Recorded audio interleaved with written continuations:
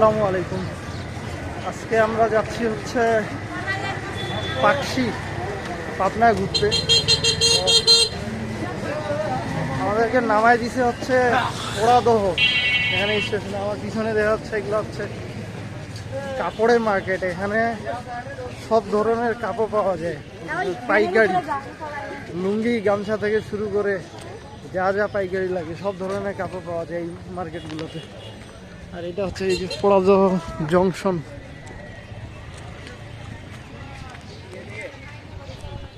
আমরা যাচ্ছি হচ্ছে কপোতাক্ষ এক্সপ্রেস, এটা মূলত রাজশাহী যাবে। আমরা হচ্ছে পাকশিতে নামে যাব।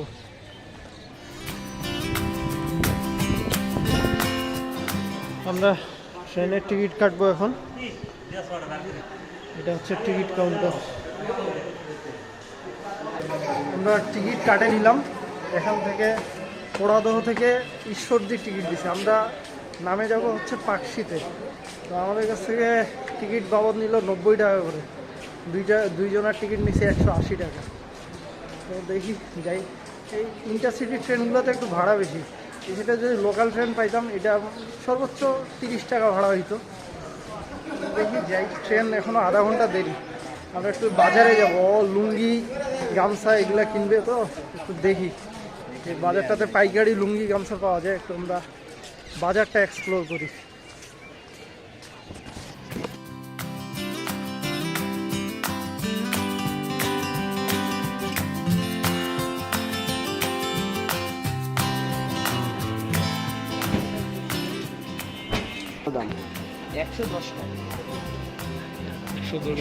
এগুলো কি সিরাজগঞ্জের?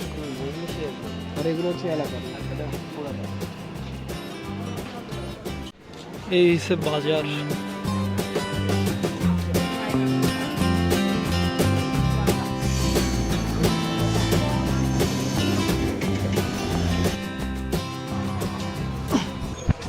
মেইন প্ল্যাটফর্ম অনেক পিছনে, আর আমাদের বগি পড়ে গেছে একদম ইঞ্জিনের একটা দুইটা বগি পরে।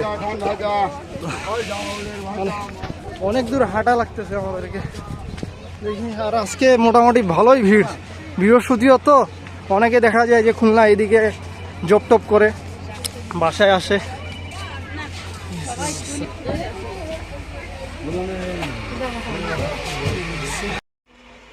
এটা হচ্ছে আমাদের বগি। আজকে মোটামুটি ট্রেনে ভালোই ভিড় আছে, বৃহস্পতিও তো। আর এই যে আমাদের সিট, এইটা 72 উইন্ডো 73 মিডিল। এটা এই ইন্টারসিটি ট্রেনগুলোতে একটা সুবিধা হচ্ছে কি, আপনি এখানে বসে এই যে চার্জার পিন, আপনারা চাইলে এখানে চার্জ দিতে পারেন। মানে আমাদের ট্রেনগুলোতে ওয়াইফাই নেই। এই ওয়াইফাইটা লাগাই দিলে আমার মতো গরিবের জন্য মানে আর একটু ভালো হবে। কারণ এই যে দেখুন, যে এলাকায় থাকি ওই এলাকায় কারেন্ট থাকে না, ট্রেনে আসে চার্জ দেওয়া লাগতেছে। আর এই যে ওর ফোনে ইয়ে আছে, ইন্টারনেট আছে, ওর সুন্দর করে ব্রাউজিং করতেছে।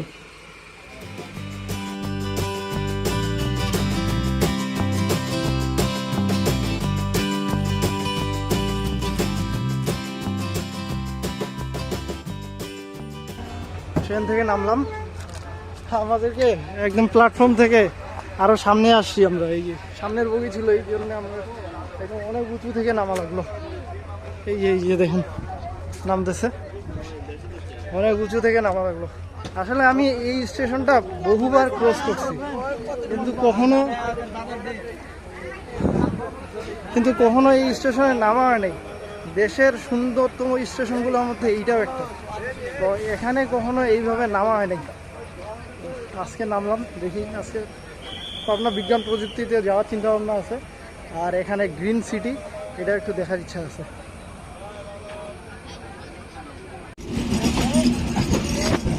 কপোতাক্ষ রাজশাহী, এই ট্রেনটা রাজশাহীতে চলে যাবে। আমরা নামে উঠলাম।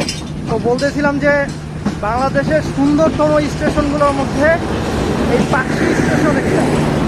তো এখানে কখনো নামা হয়নি সেইভাবে। এই স্টেশনের উপর দিয়ে অনেকবার বাসায় গেছি, এখানে কখনো নামা হয় না। এই যে আমার হাতের বাম পাশেই দেখা যাচ্ছে রূপপুর পারমাণবিক বিদ্যুৎ কেন্দ্র। পাকশি স্টেশনটা হচ্ছে কি, আমরা এই যে নামলাম প্ল্যাটফর্ম থেকে হাতের ডান পাশের নিচে নামা লাগবে। এই স্টেশনটা, এই যে বোট গাছটা দেখা যাচ্ছে, বোট গাছ দিয়ে নিচে নামা লাগবে, তারপর স্টেশন। আজকের আবহাওয়াটা এত সুন্দর, সুন্দর একটা বাতাস, আর রোদও কম। আবহাওয়ায় দেখলাম যে বৃষ্টি হওয়ার সম্ভাবনা আছে। তো আমাদের জন্য আজকের দিনটা হচ্ছে মানে অনেক সুন্দরতম একটা দিন, যেটাতে আবহাওয়াটা সুন্দর, ঘুরতে মজা হবে। আর পাকশি স্টেশনের আশেপাশে যে রাস্তাগুলো, মোটামুটি এই রাস্তাগুলো অনেক সুন্দর, পাকা করা, আর রাস্তাগুলো অনেক সুন্দর। এই সেই প্রজেক্ট, মানে এই প্রজেক্টে এই যে 100 কোটি টাকার বালিশকাণ্ড হয়েছিল। এই এখানে যারা আর মানে ইঞ্জিনিয়াররা কাজ করে, ওদের আবাসিক ভবনে বালিশকাণ্ডে 100 কোটি টাকার একটা দুর্নীতি। তো এই যে এই সেই রূপপুর পারমাণবিক বিদ্যুৎ কেন্দ্র, এদিক দিয়ে নামে যাওয়া যাবে তো নিচে।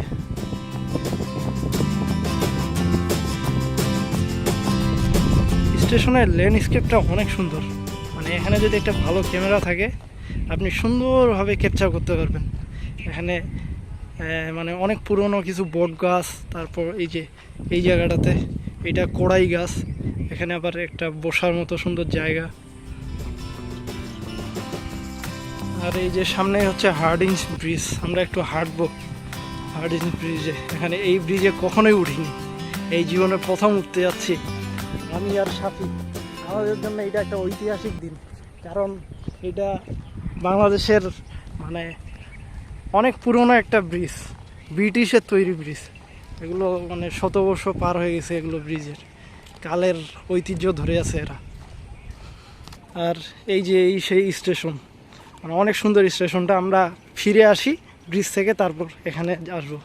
স্টেশনে একটা কাঠামো দেখা যাচ্ছে, আর এই যে সিঁড়ি দিয়ে নামে যেতে লাগে। 1910 সালে নির্মাণ কাজ শুরু হয়েছে, আর হচ্ছে এখানে 1915 সালে নির্মাণ কাজ শেষ হয়েছে।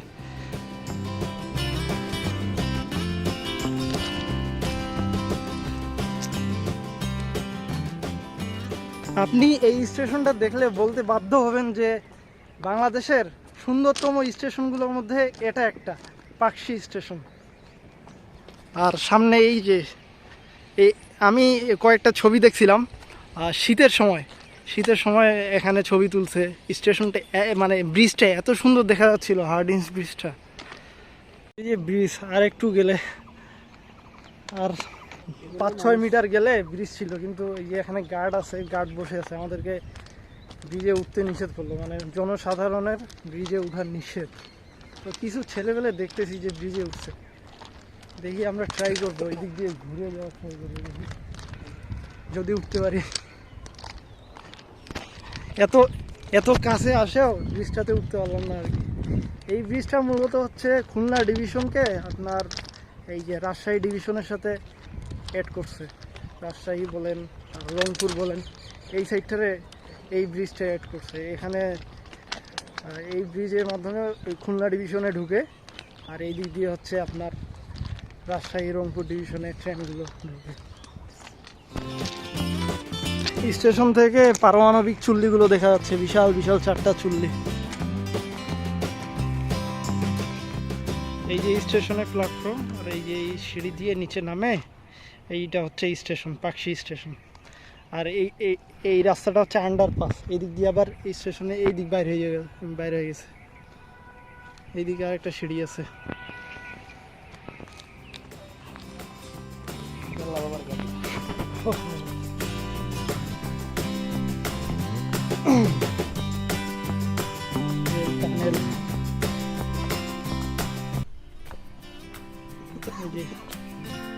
এখানে আমরা স্টেশন মাস্টার,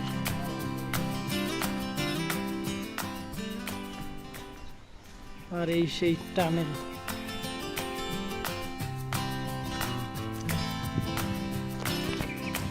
এই রুমটা যে কি এটা বলতে পারতেছি না, এটা হয়তো সিগন্যালের কিছু একটা হবে। আর এই যে সব ছোট ছোট চায়ের টঙের দোকান, আর এই স্টেশন। উপর থেকে সিঁড়ি দিয়ে এইভাবে নামবেন।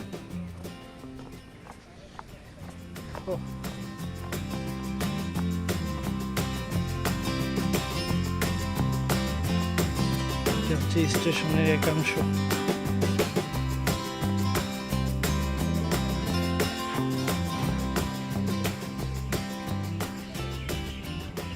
এটা হচ্ছে স্টেশনের উপরের অংশ। এই যে সিঁড়ি দিয়ে নামে আসলাম, নামে আসে এই যে এইটা হচ্ছে টিকিট কাউন্টার। আর এই সাইডে হচ্ছে একটা মসজিদ আছে। এই দিক দিয়ে হয়তো মানে শহরের দিকে বা কোথাও যায়। আর আমার পিছনে হচ্ছে স্টেশনের টিকিট কাউন্টার। এখানে নামে আসলে আপনি দেখতে পাবেন এই যে অটোগুলো, মানে গাড়ি টাড়ি এখানে পাবেন আর কি, ভ্যান অটো এখানে পাবেন। আমরা স্টেশন থেকে এই রাস্তাটা ধরে হাঁটে যাচ্ছি, ব্রিজের নিচে যাব। এই রাস্তাটা চলে গেছে এই ব্রিজের নিচ দিয়ে একদম লালন শাহ সেতুর নিচে গেছে। ব্রিজের নিচে এই যে কবুতর, কবুতর উঠতেছে, কবুতর ডাকতেছে। কত বড় বড় পিলার। এই যে ব্রিজের গোড়ায় এইটা একটা ছোট্ট একটা বাজারের মতো, মানে বট গাছ। আর এই রাস্তাটা চলে গেছে হচ্ছে পারমাণবিক বিদ্যুৎ কেন্দ্রের দিকে, এই রাস্তাটা। আর এখানে আসলে দেখতে পাবেন হচ্ছে একটা picnic spot, coffee house and restaurant. আর এই দিক দিয়ে আমরা নামে যাচ্ছি। এই হচ্ছে লালন শাহ সেতু। আর আমার হাতের ডান পাশে দেখা যাচ্ছে হচ্ছে হার্ডিংস ব্রিজ।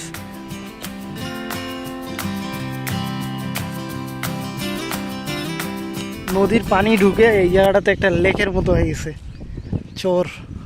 আর এই যে পারমাণবিক চুল্লি দেখা যাচ্ছে। এই এখানে মানুষ বসে মাছ মারতেছে। এই যে ব্রিজের গোড়ায় সম্ভবত এগুলো বাদাম গাছ হবে, আমি ঠিক বলতে পারতেছি না, শিওর না। এগুলো বাদাম গাছ হইতে পারে। হার্ডিংস ব্রিজের নিচে লাগাইছে অনেক বড় জায়গা নিয়ে। ব্রিজের গোড়ায় আসলে দেখতে পাবেন এখানে এই যে কিছু ফাস্টফুডের দোকান হয়েছে, ফুচকা, শরবত, তারপর এই যে শসা বিক্রি করতেছে। আর এই যে ব্রিজ, আর এই যে লালন শাহ সেতু। এই যে আমার পিছনেই দেখা যাচ্ছে হার্ডিংস ব্রিজ, যা লর্ড হার্ডিংস 1910 সালে পদ্মা নদীর উপরে এই ব্রিজটা নির্মাণ করেন। প্রায় 5 বছর, 1915 সালে এর কাজ সমাপ্ত হয়। আর আমার পিছনেই দেখা যাচ্ছে হচ্ছে লালন শাহ সেতু। আর তার পিছনে হচ্ছে বিশাল বিশাল চুল্লিগুলো যেগুলো দেখতে পাচ্ছেন, এগুলো হচ্ছে পারমাণবিক বিদ্যুৎ কেন্দ্রের চুল্লি। এখানে হচ্ছে পরমাণু গবেষণা করা হয়।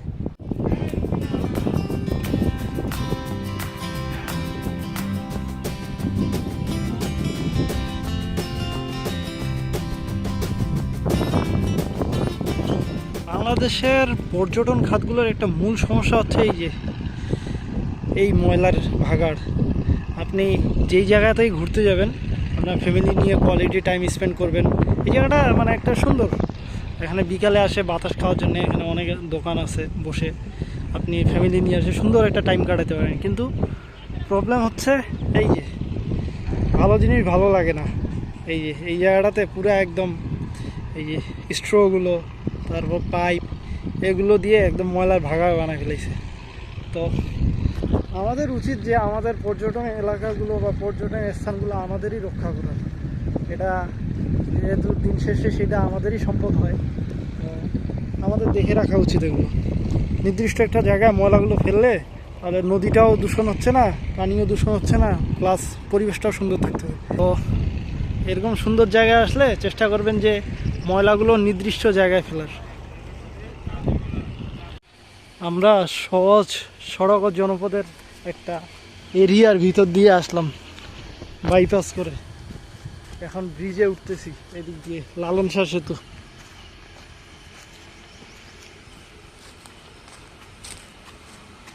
আচ্ছা, আমরা তো ব্রিজে উঠে পড়ছি।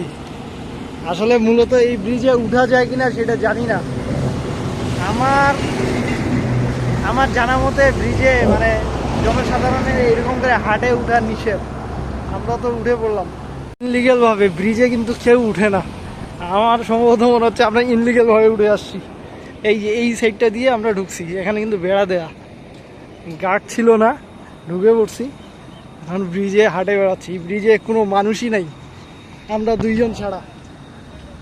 এখন গাড়টার আসে চিল্লায় টিল্লায় নাকি আল্লাহ ভালো যাবে। এই যে দেখছেন তার কাটা দেয়া, এই সাইডেও তার কাটা দেয়া। এই যে পারমাণবিক চুল্লি, ব্রিজটা কাঁপতাছে, এই যে কাঁপতেছে ব্রিজটা গাড়িগুলো যখন যাচ্ছে। টোল প্লাজা পার হয়ে আসলাম, ব্রিজ পার হয়ে আমাদেরকে কেউ কিছু বলে নাই, আমরা মিশন সাকসেস করতে পেরেছি, আমাদেরকে কেউ কিছু বলে নাই। এখন আমরা এই যে এখানে একটা সুন্দর মসজিদ আছে, এখানে নামাজ আদায় করি। আর এই মসজিদের পিছনেই হচ্ছে এই যে পারমাণবিক গবেষণা কেন্দ্র।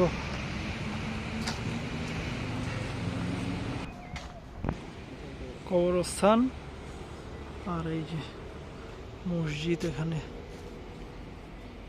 আমরা পাকশি ফেরিঘাট জামে মসজিদে নামাজ পড়লাম, জোহরের নামাজ পড়লাম। এখন যাব খাবারের সন্ধানে, আমাদেরকে খাওয়া দাওয়া করতে লাগবে। সকাল থেকে কিচ্ছু খাই নাই, খিদা লাগছে। দেখি যাই রাশিয়ান গ্রিন সিটিতে কি খাবার পাওয়া যায় না হয়। এই যে সামনে বাজার আছে, বাজারে কি খাবার পাওয়া যায় দেখি। আমার পিছনেই রূপপুর পারমাণবিক কেন্দ্র, নিউক্লিয়ার সেন্টার। ওখানে ভিডিও করতে দেয় না, আমরা ভিডিও করতে পারিনি।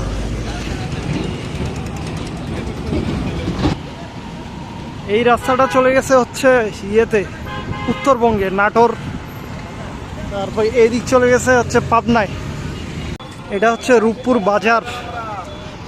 ওখানে ভিডিও করা নিষেধ, নো ফটোগ্রাফি। তারপর রাশিয়ান ভাষায় কি জানি লেখা আছে, মানে ছবি টবি তোলা যাবে না, আর্মিরা পাহারা দিচ্ছে।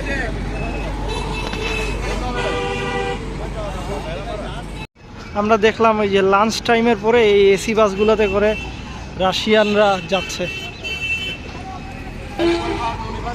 ওখানে আর্মির একদম মানে অনেক কড়া নিরাপত্তা, ছবি তোলাই যাবে না, ভিডিও করা যাবে না। আমরা ভিতর দিয়ে একটু যাইতে চাইলাম, আমাদেরকে বলতেছে বাইরে দিয়ে যান। এখন আমরা রূপপুর বাজারে খুঁজতেছি একটা খাবার হোটেল।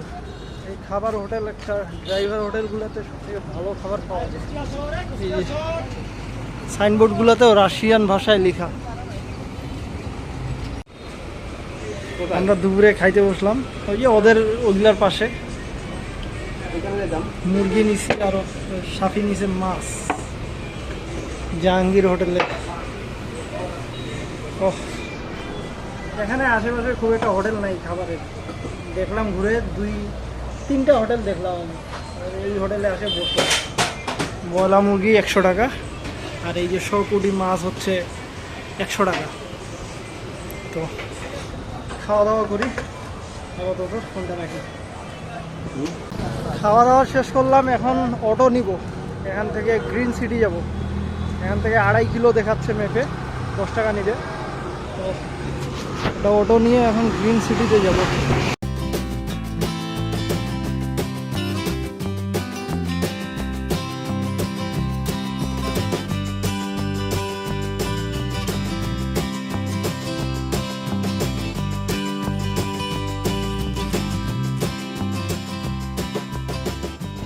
এই হচ্ছে গ্রিন সিটি, এটাই হচ্ছে গ্রিন সিটি। এগুলো উচ্চ বিল্ডিংগুলো দেখা যাচ্ছে। আর আমাদেরকে অটোওয়ালা বলল যে এখানে আসলে শনিবারে আসতে হবে। শনিবারে ওদের হলিডে থাকে, ছুটির দিন থাকে, তখন ওরাও এখানে কেনাকাটা, এই বাজারগুলো, এই পিছনের দোকানগুলোতে সব রাশিয়ান ভাষায় সাইনবোর্ডগুলো লেখা। আর আমি যতটুকু ভিডিওতে দেখছি আর এদের কাছে শুনলাম যে এরাও কিছু কিছু ভাষা পারে, রাশিয়ান ভাষা। আসলে আপনি দেখতে পাবেন এই যে সেলুন থেকে শুরু করে গেজেট, গ্যালাক্সি, মানে যা কিছু আছে সব হচ্ছে রাশিয়ান ভাষায়। মনে হবে যে আপনি রাশিয়া চলে আসছেন এমন একটা। এই মার্কেটের দেখেন ম্যাক্সিমাম জায়গায় এখানকার বাজার, ফলের দোকান, তারপর সেলুন, তারপর হচ্ছে মেডিসিনের দোকান, তারপর ডিজিটাল অ্যাক্সেসরিজ, সবগুলোতে দেখলাম যে রাশিয়ান সাইনবোর্ড লাগানো। প্লাস হচ্ছে যারা আছে কর্মচারী, ওনার দোকানের, তারা সবাই রাশিয়ান ভাষায় কথা বলতে পারতেছে। ইভেন দেখলাম এই যে কিছু কাপড়ের দোকান, মানে আমাদের যেরকম কাছারিতে কাপড় ইয়ে করে, ও কাপড় সেল করে, ওই রকম মানে ওখানে কাপড় সেল করতেছে। তো ওরাও দেখি যে রাশিয়ান ভাষায় কথা বলছে। এখানে একটা হাট বাজার আছে, আজকে বন্ধ।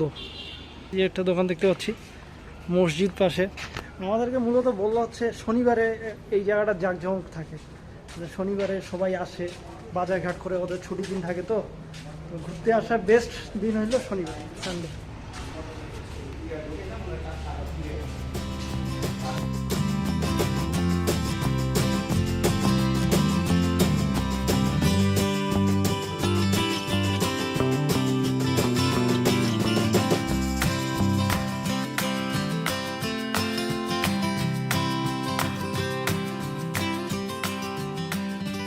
তারা নিত্য প্রয়োজনীয় যে দোকানে যারা থাকে আর কি, ওরা রাশিয়ান ভাষায় কথা বলতে পারে। দেখলাম আর কি বার্গেনিংয়ের দাম দর করতে যতটুকু কথাবার্তা লাগে এই। আর এখন যাচ্ছি হচ্ছে এই অটোটাতে করে, এই অটো ভ্যানটাতে করে যাচ্ছি পাকশি রেল স্টেশনে। ওখান থেকে আমাদের 5:20-এ একটা ট্রেন আছে, ওই ট্রেনটা ধরবো।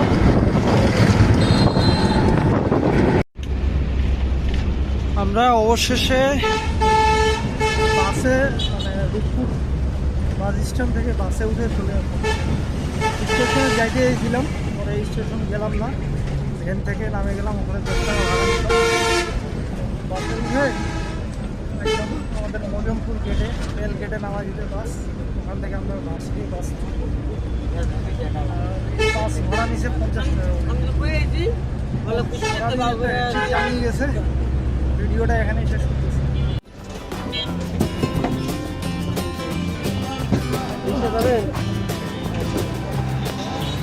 রূপপুর থেকে বাসে উঠলাম, 50 টাকা আমাদেরকে একদম মজমপুর গেটে নামাই দিল। মানে ট্রেনে যাইতে গেছিলাম, পরে চিন্তা করলাম যে ট্রেনে গেলে আবার ওখান থেকে পোড়াদহ থেকে আবার 20 টাকা করে একটা বেশি খরচ হয়ে যায়। এখান থেকে নামলাম, এখান থেকে যাব চৌরাহাট বা আপনার এই যে সাদ্দাম বাজারে, ওখানে গেলে আমাদের ক্যাম্পাসের বাস পাওয়া যাবে। তো এই জন্যে এখানে আসা, আর ভেজাল করলাম না। তো ভালো থাকবেন, সুস্থ থাকবেন, আর আমার চ্যানেলটা সাবস্ক্রাইব করে পাশে থাকবেন। আসসালামু আলাইকুম ওয়া রাহমাতুল্লাহ।